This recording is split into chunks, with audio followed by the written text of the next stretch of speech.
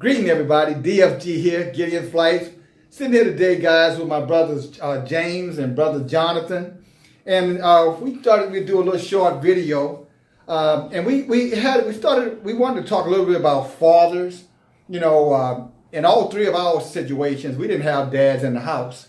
And we want to kind of share with you all some of our experiences in terms of, you know, the negative effects, you know, for lack of a better word, the negative effect that it could have not having dad, you know, there. Okay?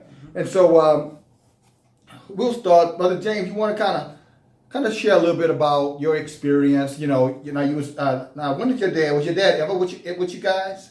Yes, he left our household when I was 3 years old. And he came back into our life when I was getting ready to turn 21. Okay. And it was a trying experience. At that point, I had been somewhat the man of the house all those years, and I kind of felt like there was a challenge. You know, like I had to beat my chest and stand my ground in my own house because I felt like I had raised my family, I had took care of the house and held everything down, and it becomes a odd situation. You know, now you have more testosterone in the house and someone coming and staying in their position, and it's a position that you don't feel that they've earned as a man. Well, how old were you then? How old were you when it finally dawned on you that you were going to have to take this leadership role in the house? I was 13. I was 13 years old. You know, when I had got to a point where I felt that I couldn't depend on my mother to take care of me as far as, you know, materialistic things and, you know, do the things that I felt I needed as a young man. So at that age, I got out. I got me a newspaper route, making about $150, $175 a week, and that was pretty good money for a 13-year-old kid. Wow.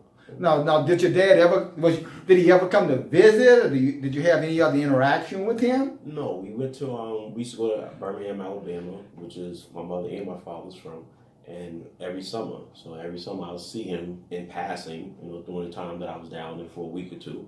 I would see him here and there. You know, it was never anything consistent, but I would see him on the here and there. Okay. So how did the relationship blossom later on in life, or did it? Oddly enough, after he came back into our life, and I came into what I would like to say, I came into my manhood. You know, I started seeing life a little different, and I started working on forgiveness. Okay. Which was the hardest thing for me to do with him because I had held so much animosity for him for so many years. Okay. And it's the sad ending to that is when we started working on turning that corner, he was taken from me again. Okay. You know, and this time he was taken away from me via the penal system. He was incarcerated. You know, he was incarcerated for murder. And I don't know if you guys heard what James just said. You know what I'm saying? He's saying that as soon as the relationship started to really cultivate itself, at least try to cultivate, if I can say it that way. It was cultivating. I had made a conscious decision at that point to start nurturing a relationship and, you know, getting to know him as a person. Yes. And start talking and actually listen to him as to his point of view of why he left in the first place. Yes. And things like that. Because, you know, for years growing up with your mother, you always hear that side of the story. And you know what? There's always three sides to a story. Yes. Yours, mine, and the truth. Correct. And the truth is usually a balance between the two stories. That's correct. So taking the time to actually listen to him, it's not that I really found that balance because we really didn't have an opportunity to really delve into it. But one thing's sure, you'll never outshine my mother. Yes. You know, you'll never outshine her because that's who I give my grace to. You know, and although I'm firm on saying that a woman can't teach a boy how to be a man, a woman can give a boy certain values, and she gave me every one of those values that she possibly could. Yeah, you know, it's interesting that you would say that because I agree too. You know, a woman cannot teach a boy how to be a man, but she can teach you certain values. She can teach you how to be a gentleman. Exactly, how to be a gentleman and just how to live a life. I guess that's the same thing, how to live a life. You know what I'm saying? With a value system. Is that okay? Yeah, she may not be able to, at least in my instance. Mm-hmm. You know, what my mother shared with me, it's not like you said the thing, it's compassion. Mm-hmm. You know, being there when I needed her to be there the most. Yeah. You know, the motherly wisdom. You know what I'm saying? When I ran into those situations like I needed someone who had more exposure, more experience that I had a relationship with, because like you, there was no dad for me to turn to. She provided that kind of, that almost spiritual guidance in a way. You know what I'm saying? If I can use that, it's almost like a spirit. And Jim, I'm going to come back to you in a moment, because I heard you say your father was taken away, and I want you to talk a little bit about that. But before you do, Jonathan, what about yourself? My father died when I was 11 months, so it was pretty tough growing up, being raised around a whole bunch of aunts and female cousins. It almost kind of, you had to learn how to be a man, you know, like kind of being feminized, being sheltered so much. It takes a while to find your own path as a man. And not only that, like I have 5 other brothers and 2 other sisters, and we're still trying to reconnect, just have my father away, just kind of have open relationships that was never brought to fruition. So that's another thing, like, well, father not being around, just broken relationships, and you know, just tough learning who you are. Did it make you guys feel cheated in any kind of way not having a dad? Absolutely, because I probably would have been on a whole different path, because my father had his own business as a diesel mechanic in New York. He was in the military, so just having that military mind set, I'm pretty sure I would be on a different path right now. Yeah, interesting. I would say the same thing, and you know, I want to really kind of hear a little bit more about what you brothers, you know, have experienced, because I know I've talked about my experiences before, and my father did leave when I was 7, but my father was abusive. You know, he was physically abusive to my mother. He broke her leg one time. Another time, he just pretty much, you know, kicked her behind in front of all of the kids, and like we were 5 and 6 years old, and this is going on. So, to us, he was terrifying. And so when he left, you know, I wanted him gone. I wanted him gone so much that when people would tell me later on, you know, Dale, you look like your dad, I'd be like, no, I don't either. You know, and I despised him. I despised him so much that my feet, when I naturally walk, if you ever see my feet kind of like that, I would curve my feet in like that. Just, that's how bitter I was about it. But it hurt my family not having him there, because not the abusive part, obviously, you follow me?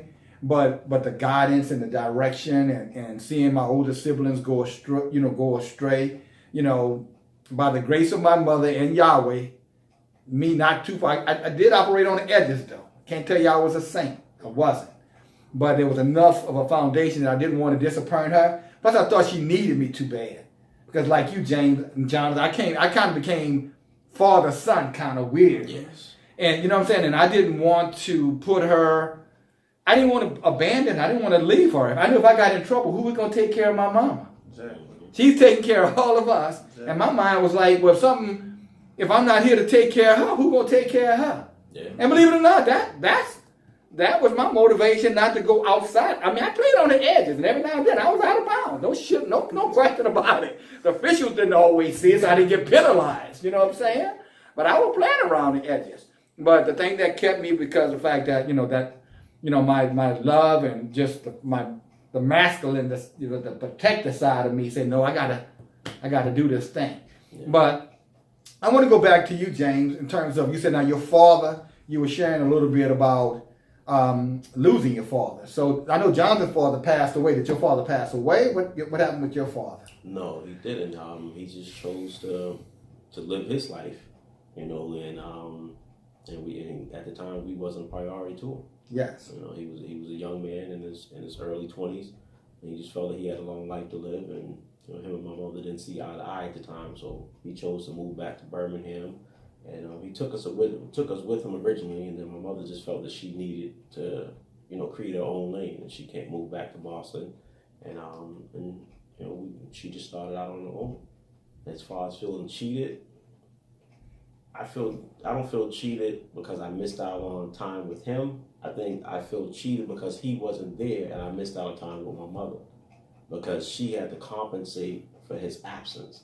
And in order of doing, and her way of doing that was either she was always working a full-time job and working full-time and going to school full-time, or she's going to school full-time and working 2 part-time jobs. So it's like I was kind of a latchkey kid growing up. Yes. I'm hanging out with my older uncles and things like that, as opposed to the time that I really want to spend with my mother. You know, I see my mother maybe, all in all, 2 hours a day. You know, when I wake up in the morning, I see her in passing. In the afternoon, you know, we cross paths. When she get off one job, she come home, I don't know, to cook us dinner, and then she's off to night school, or she's off to the second job, or whatever. Yes. So that wasn't, you know, no kid should have to grow up like that. No question about You know, it. that's bullshit. And unfortunately it's still going on. You know what I'm saying? It's Oh, still yeah. happening. And I know you had mentioned that. I know you had started and saying that. Unfortunately, in addition to that, I know you said your father had gotten incarcerated. Yeah, when I was 21, he came back into my life. We started working on trying to figure things out. You know, and I had troubles of my own at that time. So over the years, we worked on a relationship, and just maybe 5 years ago, we really got into it and dug into it and actually sat down and started to learn each other. Yes. And within 6 months, he was taken away from me again. You know, unfortunately, he was arrested for first-degree murder, or a frivolous altercation that he got into with the gentleman over a $75 debt, from what I understand. You know, and that's costing the rest of his life. Now think about that, guys. You know, and you know, James, you know, and Jonathan. I mean, your transparency, you know, is highly, you know, appreciated and valued, you know, by me.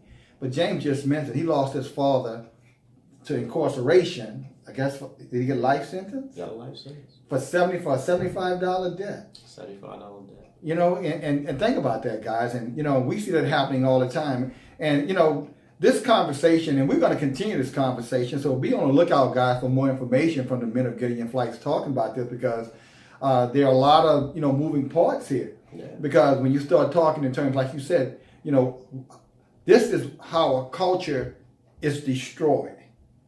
When there's no father in the house, there's no male figure in the house to guide the young men, right? Even the young women, to, you know, in the house.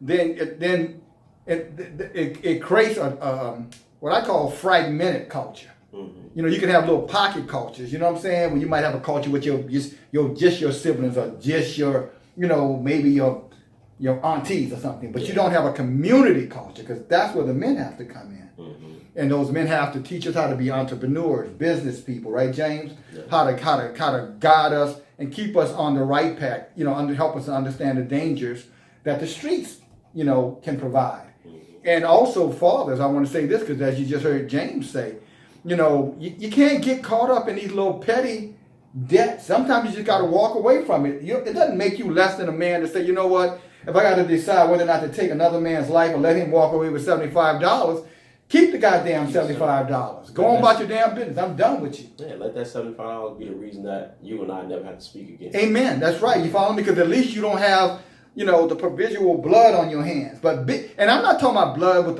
the homicide. I'm talking about the blood with your family. Yeah. That's the blood that you really got to deal with. There's a scripture that says a man don't take care of his children, he's worse than an infidel. That's the blood I'm talking about. Mm-hmm. And anything that takes you away other than death, physical death, decease from your family, you know, it's a form of abandonment. It is. It's a form of abandonment, because your family needs you, man. And you just got to be, you know, you just got to be able to forgive and walk away from that kind of stuff, that petty. I call it petty. I mean, don't get me wrong. Somebody disrespecting you is not petty. No. But to take a life, that's not even Stephen. You follow me? You know, not for nothing out in the streets. Because guess what? If you don't mind me saying, Brother James, your father took a life and another life got taken. So 2 lives got taken. And possibly 3. But 2 lives for sure. No, the man and your dad. A whole generation of life got taken. You know, because now I'm left to deal with my children asking me the question as to why they don't know their grandfather. Where's grandpa? We're going to stop here for a moment. Jonathan, would you hit the pause, and we're going to come right back, guys.